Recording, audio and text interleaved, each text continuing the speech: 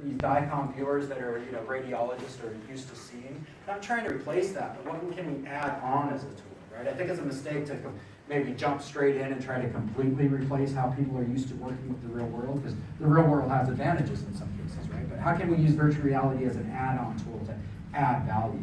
And so here's sort of an example of how you can, you can draw on a 2D screen, right? You have your, so how radiologists work is they basically bring in a data set that a body's been scanned in, and then they kind of look at 2D views of that body, right? So that's all this is a 2D view of the data. And then you can circle things, right? You can do that in 2D, or you can do it in 3D, right? In this case, you can draw it on that surface, then you can rotate it, look at the body, a slice from a different angle, and draw it on a circle on a different plane, right? Now you have a little bit idea of what that structure is if you kind of mark it up, essentially. And then you can start doing different interesting things. You can say, okay, what if I want to look at the surface area, the surface of anything with a bone density with this value here. And then you can extrude a surface and actually look at that surface instead of just the slices and mix those things together.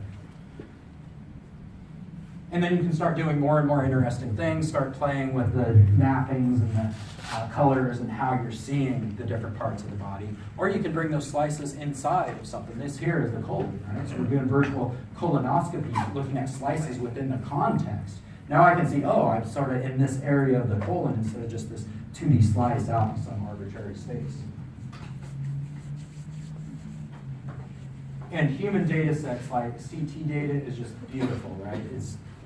From an artistic point of view, even though it's not made from an artist, in this case, this is real data. It's amazing to go in and look at these data sets and look at them from different perspectives and different mappings of the bone structure and such. An example of a collaborative version of this, where you can take on sort of the role of a robot and crawl through the body, right? So in this case, this user here is basically taking out a section of the mid part of the body so that he can kind of go inside, right? And so he kind of grabs this box and moves it forward so he's able to clear out the space.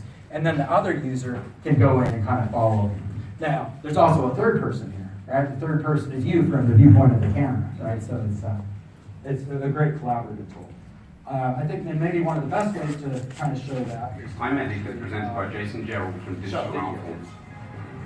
This case is not an interactive medical visualization package based on digital art forms and an interface. Right? You have and the goal of digital art but you also can have hand to immerse users into the virtual world, whether that's for a game or a military simulation or a medical visualization. So those are some old school trackers that people complain about the price of the consumer. What we can also do with this box is we can set you don't want to know the price inside of the box. You didn't have a choice back so. It's not like you're selling a lot of outside the box to be completely transparent. That way we're able to move. But you can kind of grab that data set as if it's something in your hand, move it around and stretch it and such. In fact, that's something that we have in a couple examples of a sort of interaction technique we call 3D multi-touch.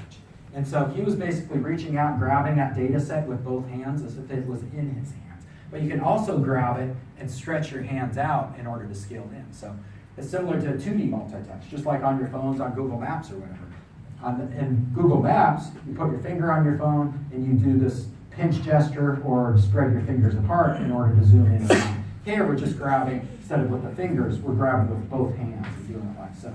You can also grab the data set with both hands and rotate it at the same time. So you can rotate, you can scale, and you can translate at the same time. So simultaneous sort of control of multiple dimensions you can't do on a desktop. Right? That's typically a 2D thing. This is a whole lot of control in a single intuitive motion. So if I want to zoom into this point here, I just grab it, spread it apart, rotate, and translate myself forward in this sort of single gesture, essentially, of anywhere in space.